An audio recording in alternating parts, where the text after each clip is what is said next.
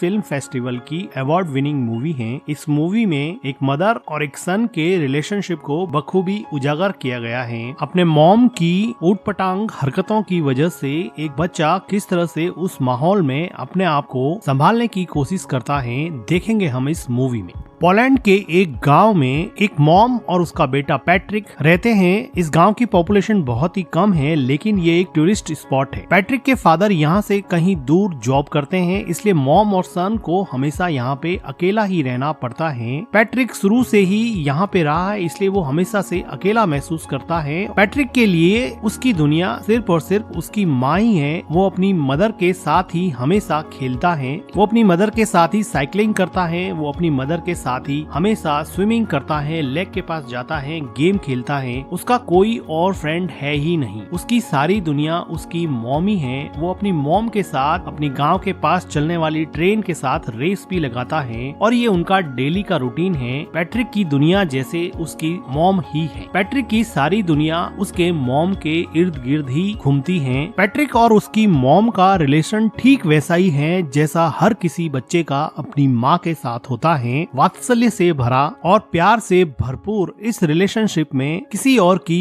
कोई जगह नहीं थी। लेकिन पैट्रिक की जिंदगी में खलबली तब मच गई जब इस गांव में आसपास के सभी लोग समर वेकेशन की वजह से अपने बच्चों को लेकर पिकनिक मनाने आने लगे और अपना समर वेकेशन व्यतीत करने के लिए यहाँ पे रुकने लगे। पैट्रिक तो किसी से भी क्लोज यहाँ पे हो ही नहीं पाया, क्योंकि वो शुरू से ही अकेला रहा था। उसको किसी से फ्रेंडशिप करने में भी बहुत प्रॉब्लम होती है। लेकिन वो देखता है कि उसकी माँ अब रात को रोज घर से बाहर जाने लगी हैं। पैट्रिक ने शुरुआत में इन सब चीजों से कोई रिएक्ट नहीं किया। पैट्रिक की मॉम को रोज शाम को एक कॉल आता और वो पैट्रिक को घर में अकेला छोड़ के ही चली जाती। पैट्रिक काफी देर तक इंतजार करता। कभी उसकी मॉम रात को घर लौटती नहीं थी और कभी देर रात को लौटती थी। वो थोड़ा सा टाइम पैट्रिक के साथ स्पेंड करती थी, लेकिन पैट्रिक को कल का बहाना देकर कि कल मैं तुम्हारे साथ पूरा दिन व्यतीत करूंगी और पैट्रिक को अकेला छोड़ देती। धीरे धीरे पैट्रिक अकेलेपन की वजह से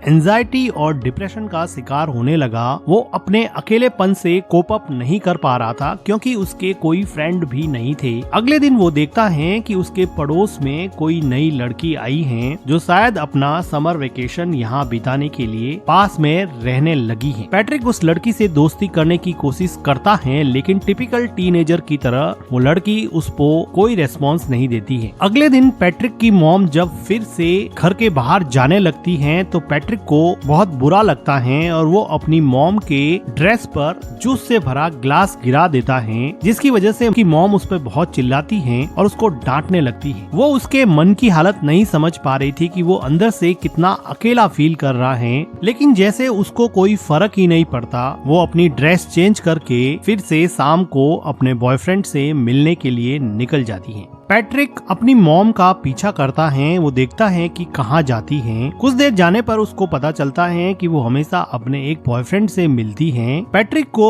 अपनी मॉम के पीछे जाते समय एक हिरन का बच्चा दिखता है जो अकेला सड़क पर घूम रहा था। ये डायरेक्टर का मेटाफर है कि किस तरह से हिरन के बच्चे को भी उसकी माँ ने अकेला छोड़ दिया है और वो इस सुनसान से जंगल में अकेला घूम रहा है, जैसे कि पैट्रिक भी अपनी माँ के बिना इस पूरे गांव में पूरे समर वेकेशन में अकेला पड़ गया है। पैट्रिक को हिरन के बच्चे को देख के जैसे कुछ सांत्वना मिली और वो अगले दिन नए दोस्त बनाने के लिए तैयार हो गया। वो पास में आई लड़की माइका से बात करने लगा और थोड़ी देर एक दूसरे से बात करने के बाद में वो दोनों एक दूसरे के दोस्त बन गए। माइका बताती है कि उसके पेरेंट्स का डिवोर्स हो चुका है। वो खुद भी बहुत अकेला महसूस करती है। अब माइका और पैट्रिक में काफी दोस्ती हो जाती है और अब पैट्रिक वो सारी एक्टिविटीज जो अपनी माँ के साथ किया करता था, साइकिलिंग करना, स्विमिंग करना और लेक के पास बैठ के टाइम स्पेंड करना, ये सारी चीजें अब वो माइका के साथ करने लगा। उसको माइका के साथ अब मजा आने लगा और अब वो अपने लोनलीनेस को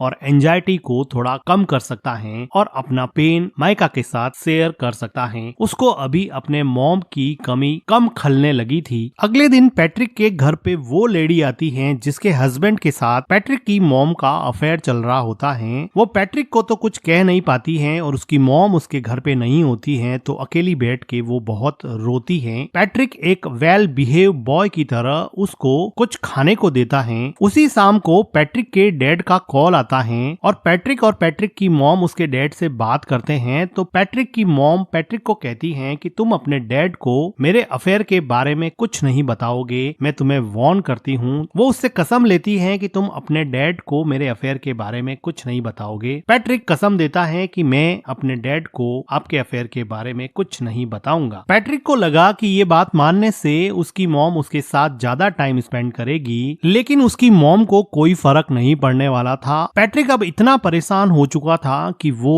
मेन डोर की कीज भी छुपाने लगा। वो अपनी मॉम को जाने से रोकने लगा, लेकिन उसकी मॉम उसको मार के उससे लड़ झगड़ के भी अपने बॉयफ्रेंड से मिलने जाती थी। पैट्रिक चाहे अकेला बैठ के कितना भी परेशान हो, उसको जैसे कोई फर्क ही नहीं पड़ता। पैट्रिक के लिए अब एकमात्र सहारा उसकी नई नई दोस्त माइका थी, जिसके साथ वो काफी टाइम स्पेंड किया करता था और यहाँ के पिकनिक स्पॉट लेक में स्विम करता और वहाँ पर गेम खेलता। लेकिन उसकी ये खुशी ज्यादा दिन चलने वाली नहीं थी, क्योंकि माइका को यहाँ पर एक उनकी उम्र से काफी बड़ा लड़का परेशान कर रहा था। ऐसा लग रहा था कि माइका इस लड़के से बहुत डरती है। पैट्रिक इतना छोटा था कि इस गैंग से माइका को बचाने के लिए वो कुछ भी नहीं कर पाया, लेकिन उसको मन ही मन बहुत हर्ट हुआ, क्योंकि वो लड़का माइका को वार्न कर रहा था कि तुम इस लड़के से नहीं मिलोगी, तुम सिर्फ मेरे से ही मिलोगी। उसी रात को पैट्रिक अपनी मॉम का जब पीछा कर रहा था तो वो देखता है कि माइका और वो बड़ा लड़का एक दूसरे के साथ काफी टाइम स्पेंड कर रहे हैं, जिसको देखकर पैट्रिक को लगा कि अब उसकी जिंदगी वापस से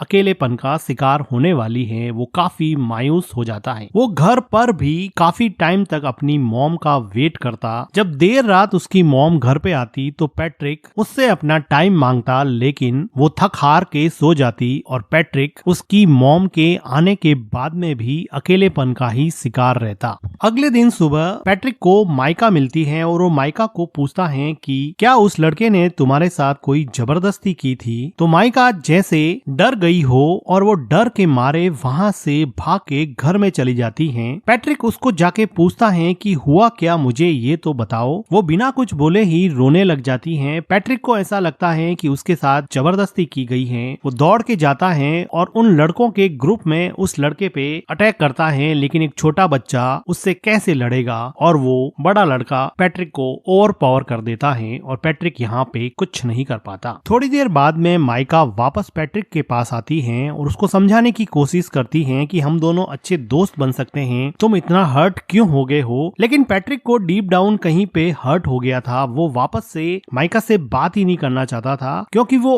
ऑलरेडी अपनी मॉम से बहुत ज्यादा हर्ट था और जब माइका ने भी उसे हर्ट किया तो वो इमोशनली वायलेंट हो गया और वो अपने इमोशन को कंट्रोल नहीं कर पा रहा था। अपने गुस्से को, अपने फ्रस्ट्रेशन को माइका के ऊपर निकाल दिया और माइका को उल्टा सीधा बोला, जिसकी वजह से अब माइका को वापस हर्ट हुआ और अब माइका वहाँ से चली जाती है। पैट्रिक को बिल्कुल समझ में नहीं आ रहा था, क्योंकि वो छोटा सा बच्चा था, उसको समझ नहीं आ रहा था कि इन सब सिचुएशन से कैसे निकले। उसकी मॉम उसको बिल्कुल भी सपोर्ट नहीं करती थी, ना उसको गाइड करती थी। उसके आसपास कोई भी पेरेंटल गाइडेंस नहीं होने की वजह से वो अपनी ही दुनिया में जो उसको समझ में आता वो करता जाता और उसके अंदर अनस्पोकन इमोशंस का एक ऐसा गुब्बार बना, जिसकी वजह से वो बुरी तरह से फ्रस्ट्रेट हो गया। उसी रात को पैट्रिक की माँ घर पे रोती हुई आती है। ऐसा लग रहा था कि उसके बॉयफ्रेंड के साथ उसका झगड़ा हुआ है या फिर ब्रेकअप हो गया है। पैट्रिक की मॉम काफी दिनों तक उदास रहती हैं, लेकिन पैट्रिक अपनी मॉम को अपने पास में देख के काफी खुश रहने लगा है। वो अपनी मॉम की काफी केयर करता है। एक रात अचानक उसके डैड वापस लौट आते हैं और दोनों के लिए बहुत सारे गिफ्ट लाते हैं। पैट्रिक को अब लगा कि अब उसका समर वेकेशन बहुत अच्छे से निकलेगा, क्योंकि उसके डैड ने उससे प्रॉमिस किया था कि मैं समर वेकेशन तुम्हारा साथ में बिताऊंगा। अभी एक अच्छी फैमिली की तरह खूब अच्छा टाइम स्पेंड करते हैं और पैट्रिक अपने मॉम और डैड को एक साथ देख के बहुत खुश होता है